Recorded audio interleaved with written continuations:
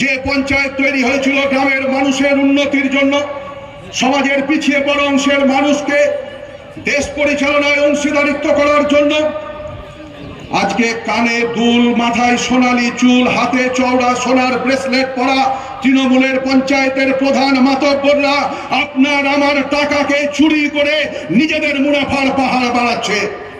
আজকে মানুষের জন্য বরাদ্দকৃত টাকা, সেই টাকায় এলাকার উন্নয়নের বদলে তৃণমূলের পঞ্চায়েতের মেম্বারদের উন্নয়ন হচ্ছে কালো। লোকসভা নির্বাচনকে পাখির চোখ করে শুরু হয়ে গেল মিটিং মিছিল। আজ মুর্শিদাবাদ জেলার ভগবানগোলা থানার সিপিআইএম পার্টির ডাকে বিশাল বড় জনসভা অনুষ্ঠিত হলো ভগবানগোলায়। আজকের এই জনসভায় মানুষের ঢল নামে ভগবানগোলা এলাকায় প্রায় 15 থেকে 16 হাজার মানুষের জমায়েত হয়ে যায়। আজকের এই সভায় উপস্থিত ছিলেন সিপিআইএম নেতা মোহাম্মদ সেলিম, জামির মোল্লা, কামাল হোসেন, রিয়াজউদ্দিন শেখ, আখেরিগঞ্জ গ্রাম পঞ্চায়েতের প্রধান শাহিনশা শেখ, নওসাদ আলী, বদরুদ্দোজা খান, শফিকুল ইসলাম সহ সিপিআইএমের একাধিক নেতা নেতৃত্বরা উপস্থিত ছিলেন।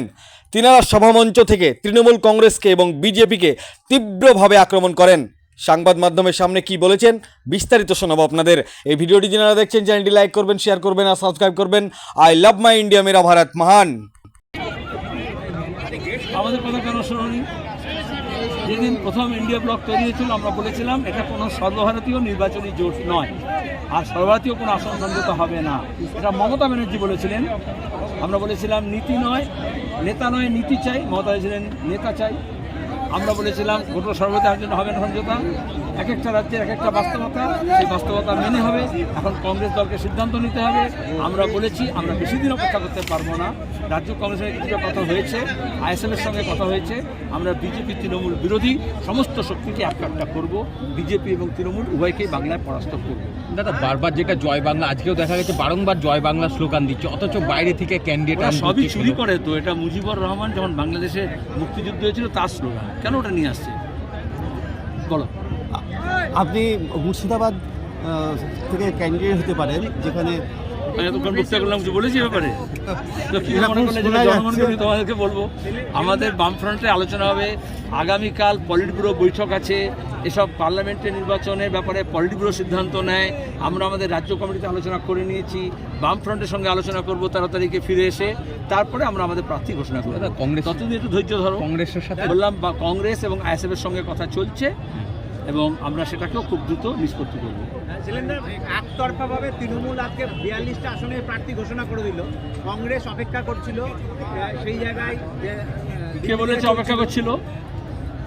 এবং কালকে অধীর চৌধুরী যেটা বলেছেন আমরা আলোচনা করেছিলাম, তারপরে মাঝপথে থেমে আছে। কি বলবেন এই জায়গাটা? আমি তো বারবার বললাম, এই যে এটাকে ঐক্যটাকে সেলাই করতে হয়। সেলাই করতে গেলে সূচ লাগে, সুতো লাগে। অনেক সময় সূচের মধ্যে সুতো গলে না, দেরি হয়। তাহলে কি সেলাই করা বন্ধ করে দেবে? ধৈর্য ধরে সূচের মধ্যে সুতো গলাতে হয়, তারপরে সেলাই করতে হয়। আমরা মানুষের ঐক্য গড়ে তুলছি, বিজেপি তৃণমূল বিরোধী। ধৈর্য ধরো, সবটাই দেখতে পাবে। এক আর দুই হচ্ছে, একটা করে ঘোষণা করেনি মমতা আজকে বড় একা। আমি এটা বললাম না, সময় কম ছিল বলে, কারণ 2019-এর লোকসভা নির্বাচনের আগে আজকে আমাদের ভগবানগোলা বিধানসভায় আমাদের আজকে একটা লোকসভার সামনে নির্বাচন সামনে রেখে একটা জনসভা ছিল। সেই জনসভায় আমাদের রাজ্য নেতৃত্ব মোহাম্মদ সেলিম ছিল রাজ্য সম্পাদক, এবং আমাদের জেলা সম্পাদক জামির মোল্লা ছিল, এবং রাজ্য কমিটির নেতা বদরুদ্দোজা খান এবং আরও অনেকেই ছিলেন। এবং এখানে আমাদের হঠাৎ করে এই প্রোগ্রামটা হয়েছে, 7-8 দিন আগে প্রোগ্রাম যদি নেওয়া হয়েছিল। সে অনুবাদে আমরা প্রচার করেছি, ছোট ছোট মিটিং করেছি। করার পরে প্রচার করে আমরা আজকে জনসভায় সামিল হয়েছি এবং মানুষ সাড়া দিয়েছে। চারিদিক থেকে মানুষ একদম ঝুঁকে গেছে। মানুষ সব ঘর ছেড়ে বেরিয়ে এসছে এবং আমাদের এই অল্প সময়ের মধ্যে প্রায় 10-12 হাজার জমায়েত ওখানে হয়েছে। আগামী যে লোকসভা নির্বাচন, এই নির্বাচন আপনারা কেমন চোখে দেখছেন?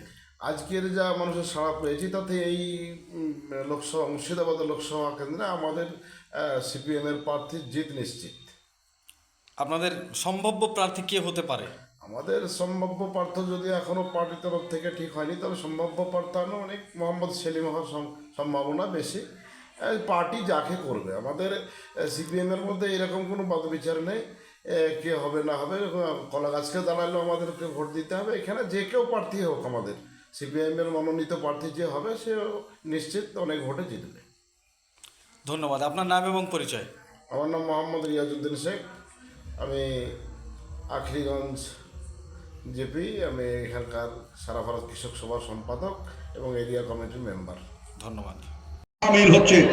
আজকে কি দেখছি আমরা, যে গণতন্ত্র রক্ষার প্রশ্নে পশ্চিমবাংলার একটা গুরুত্বপূর্ণ ভূমিকা ছিল। দীর্ঘ বামপন্থীদের লড়াইয়ের মধ্যে দিয়ে যে গণতান্ত্রিক অধিকার পশ্চিমবাংলায় প্রতিষ্ঠা হয়েছিল, আজকে প্রতি 5 বছর অন্তর পঞ্চায়েতের নির্বাচনে সেই গণতান্ত্রিক অধিকার যখন আমরা প্রয়োগ করতে যাচ্ছি, আমরা দেখছি সেই গণতান্ত্রিক অধিকারকে কেড়ে নিচ্ছে তৃণমূল কংগ্রেস। বুথে কাটছে, পাড়ায় হুমকি দিচ্ছে, বুথে কাটছে, আর না পারলেও যে মতামত আপনি দিয়েছেন সেই মতামতকে গিয়ে বিডিও অফিসে বদলে দেওয়া হচ্ছে। মানুষের গণতন্ত্রকে পশ্চিমবাংলায় আর সুরক্ষিত নয়। প্রতিদিন মানুষ গণতন্ত্র অধিকার রক্ষার লড়াই আজকে পশ্চিমবাংলায় লড়াই করছে।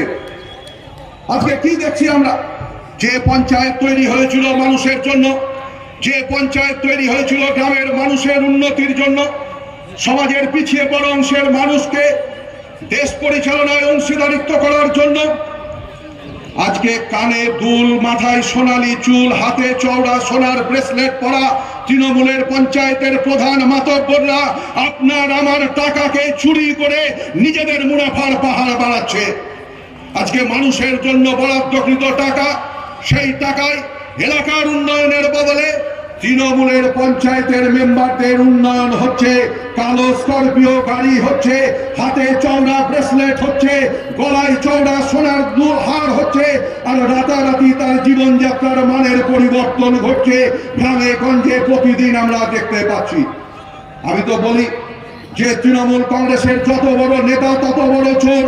ওদের ওপরের নেতারা কয়লা খায়, বালি খায়, আর গ্রামের তৃণমূলের নেতারা আবাস যোজনার টাকা খায়, 100 দিনের টাকা খায়, গরিব মানুষের কাছ থেকে কাটমানি খায়। এই সারা তৃণমূল কংগ্রেস দলটা চলতে পারে না। এই দুর্নীতির বিরুদ্ধে আগামী দিনে আমাদের রুখে দাঁড়াতে হবে। এই দুর্নীতির বিরুদ্ধে আমাদের লড়াই অংশগ্রহণ করতে হবে। আর যখন এই দুর্নীতির বিরুদ্ধে মানুষের ঐক্যবদ্ধ লড়াই দরকার, তখন আমরা দেখছি বিজেপি সাম্প্রদায়িকতার রাজনীতিকে পশ্চিমবাংলার মাটিতে একসময় আমদানি করেছিলেন মমতা ব্যানার্জি। এনডিএর শরিক হয়ে বিজেপিকে নিয়ে এসেছিলেন পশ্চিমবাংলার মাটিতে। আজকে সেই বিড়াল ছানা রয়্যাল বেঙ্গল টাইগারে রূপান্তরিত হচ্ছে মমতা ব্যানার্জির প্রশ্রয়ে। তৃণমূল কংগ্রেস জবাব দিতে পারবে। একদিকে আরএসএস এর স্কুলের সংখ্যা বাড়ছে পশ্চিমবাংলায়, অনুমোদন দিচ্ছে মমতা ব্যানার্জির রাজ্য সরকার, আর একদিকে মমতা ব্যানার্জি বলছেন আমি বিজেপির বিরুদ্ধে লড়াই করতে চাই, আমি বিজেপির বিরুদ্ধে সংখ্যালঘুদের নিরাপত্তা দিতে চাই। একদিকে মমতা ব্যানার্জি বলছেন আরএসএস ভালো, বিজেপিটা খারাপ, আর উল্টো দিকে আরএসএস বলছে মমতা ব্যানার্জি হচ্ছে মা দুর্গা, অসুর রূপ কমিউনিস্টদের নিধন করার জন্য পশ্চিমবাংলা অবতীর্ণ হচ্ছেন। বুঝে নিতে হবে পশ্চিমবাংলার মানুষকে আঘাতটা কোন জায়গায় আছে, কোন জায়গায় সেটিংটা তৈরি হয়ে গেছে। আজকে বিজেপি কি বলতে চাইছে? একাংশের মানুষ ভাবছেন বিজেপির সঙ্গে থাকলে, বিজেপিকে ভোট দিলে হয়তো তৃণমূলকে মোকাবিলা করা যাবে। না, তা যাবে না। কারণ বিজেপি যে রাজনীতির আমদানি করতে চাইছে গোটা ভারতবর্ষে,